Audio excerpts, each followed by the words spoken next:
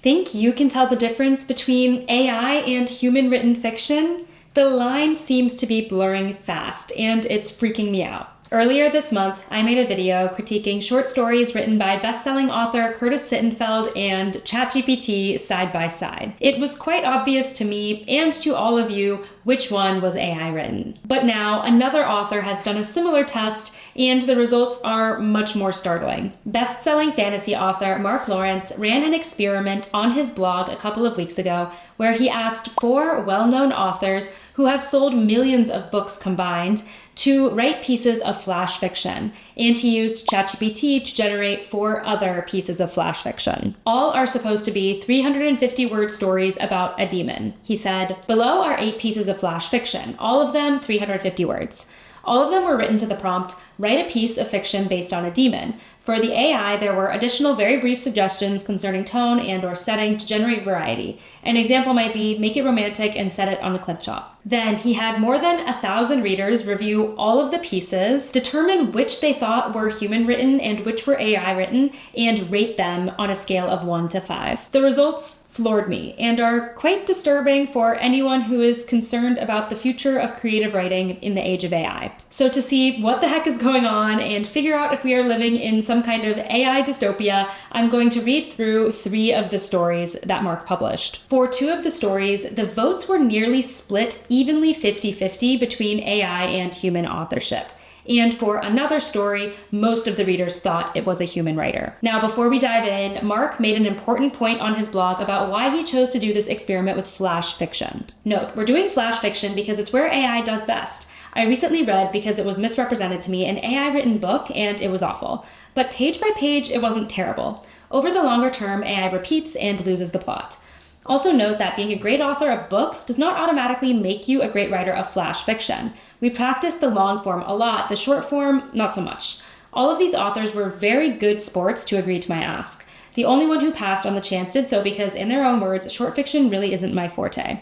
This blog post is a genuine attempt to investigate where things stand with AI writing. It is not beating the drum for AI or advocating its use. Mark is saying here that AI models are designed specifically for short-form output, like a piece of flash fiction, whereas the authors he solicited do not necessarily specialize in short form. I totally agree that writing strong short-form fiction is totally different from writing a great novel because they require different skill sets. So it's an important thing to keep in mind. So with all of that percolating, here's the first story. As I'm reading, think about whether you would vote it as AI or human authored. The demon didn't knock. It tore the chapel doors off their hinges and flung them into the pews. Father Aldrich barely had time to drop his rosary before the beast was on him. 8 feet tall, skin like charred leather, claws like sickles. It grinned, steaming breath curling from its fangs. Aldrich whispered, "You're real." The demon laughed, a horrible sound, like bones grinding under iron. God stopped listening. Time to pay for all the prayers you wasted. Aldrich pulled the blade from beneath the altar. Not blessed, just sharp. Then come take your tithe. They clashed in a blur of claws and steel. Pews shattered. Statues wept blood. Aldrich took a slash across the chest but drove his dagger into the demon's thigh, twisting hard. The thing roared and slammed him against the wall, cracking stone and ribs alike. "You think pain scares me?" Aldrich coughed, blood in his beard. "I've seen worse in confession." The demon snarled and lunged. He ducked, barely, shoved a candle holder through its eye. It howled, staggered back, but didn't fall. Aldrich stumbled to the altar, ripped open the floorboards. A second blade, silver this time, stolen from a hunter who never made it out of the woods. Maybe blessed, maybe not. "You're just a creature," he growled, "not a curse. You bleed." "I feast on souls," the demon hissed. "Then choke on mine," Aldrich said and charged. Steel met sinew. Flesh burned. Blood splashed across broken icons. They fell together. When the villagers arrived, the chapel was a ruin. Smoke curled from its windows. Inside, they found Father Aldrich slumped atop a dead monster, its skull split wide, holy symbols scorched into its chest. The priest's heart had stopped. His hand still clutched the blade. And on the wall behind him, scrawled in ashen blood, "Don't pray. Fight." So what do you think? I personally thought the story was AI because the descriptions felt a little overly literal and melodramatic, like it grinned, steaming breath curling from its fangs, and a horrible sound like bones grinding under iron. Then the action lines follow this formulaic staccato rhythm and feel totally disconnected from the characters' physical and emotional experiences. Like they clashed in a blur of claws and steel, pews shattered, statues wept blood, and steel met sinew, flesh burned, blood splashed across broken icons. We can see the scene, but we can't feel any of it. The story also feels very on the nose regarding the prompt. We're seeing a demon be very evil and demon-like. There's nothing particularly interesting or unexpected about the demon's portrayal or its interaction with the priest. This was one of the stories where the votes were split 50-50 between human and AI authorship, but it was indeed AI generated. So now that we've gotten a lay of the land, let's read the next story. The first time I saw the demon, it was leaning against the glass at the bus stop, idly licking the condensation as if tasting the air for secrets. No one else noticed. The city hurried past in wet coats and glowing headphones. It wore a secondhand suit the color of overripe plums, its cuffs frayed, its tie loosened like an afterthought. Its eyes were the color of red brake lights caught in the rain, the kind that linger in your vision long after you look away. "Buy me a coffee," it said, and the request was not a request. We walked to the corner cafe. The demon ordered a flat white, stirred it 3 times clockwise, and drank half before speaking again. "You are tired," it said. "You are afraid. I can take one of those away." It smiled in a way that made the lights above us flicker. I thought about the months behind me, the sleepless nights, the rent overdue, the inbox like a swelling tide. I thought about the way my reflection had begun to look like someone else's face. "What do you want?" I asked. The demon traced a finger along the rim of its cup. "A name, spoken aloud in the right place. That is all." I should have left. Instead, I asked, "Whose name?" It told me. The syllables rolled across the table like marbles, impossible to hold on to, already slipping from my mind. My tongue ached to repeat them. When I spoke the name, the cafe windows fogged over. Outside, the rain stopped in midair, each drop quivering, as if listening. The demon finished its coffee, left coins on the table, and stood. "Thank you," it said. "You will sleep tonight." I did.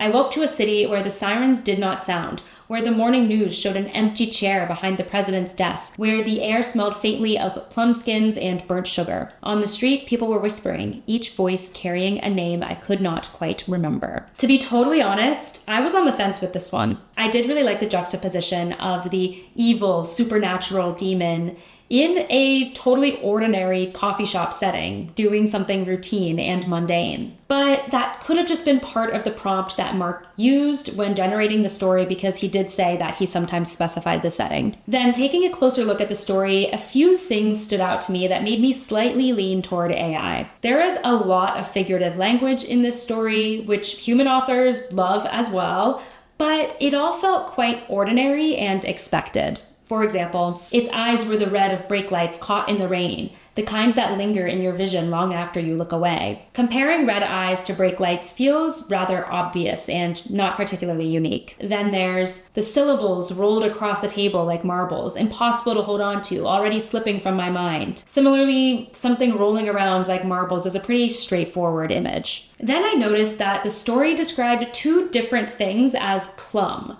There's the second-hand suit, the color of overripe plums, and also the air smelled faintly of plum skins and burnt sugar, which that phrase feels a bit empty and meaningless. I'm not sure if we're supposed to take that as a positive or a negative smell. So the emphasis on plum felt unusual, especially because it didn't serve a real significance in the story. The narrator is also kept at quite an emotional distance from the reader.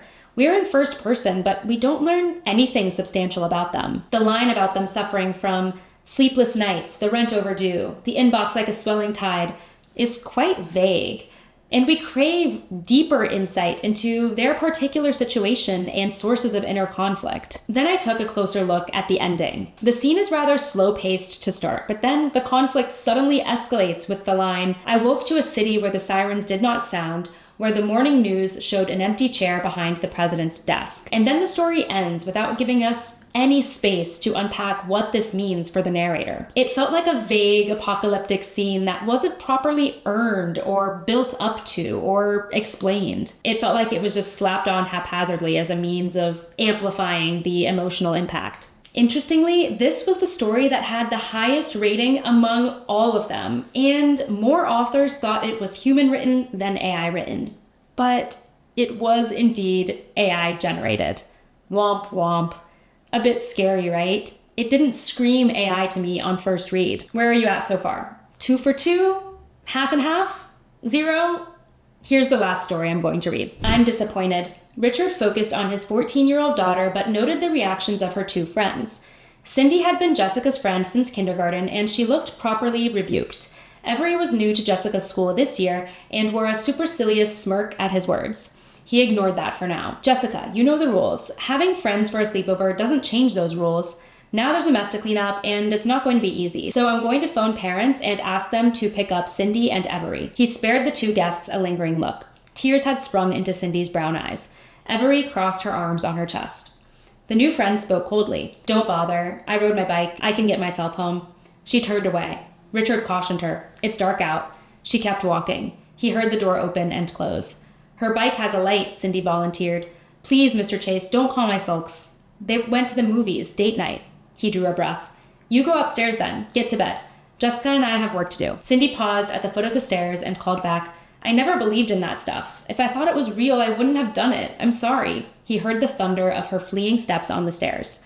He sighed and gestured at the kitchen table. A thin trail of foul-smelling smoke was still rising from the Ouija board. He gestured at the scorched letters and ruined planchette. That was your grandmother's. I thought you were old enough to respect such a gift. I'm sorry, Jessica spoke softly. Richard knelt and opened the cabinet and pulled out the hidden drawer. He spoke as he set the tools on the table. Holy water. Silver knife for me. Silver knife for you. Net of cold iron. I hope it's enough. A guttural laugh came through the basement door. Time to clean up, Richard said quietly. So the biggest thing I noticed in this story was the use of synonyms for the word said, which makes the dialogue read quite clunky. We have the new friend spoke coldly. Richard cautioned her. Cindy volunteered. Jessica spoke softly. That made me feel like it might be AI because AI likes to act like a thesaurus sometimes. But what tipped me toward human wasn't the language, but the overall structure of the story. We know that the father is disappointed in the girls from the opening line,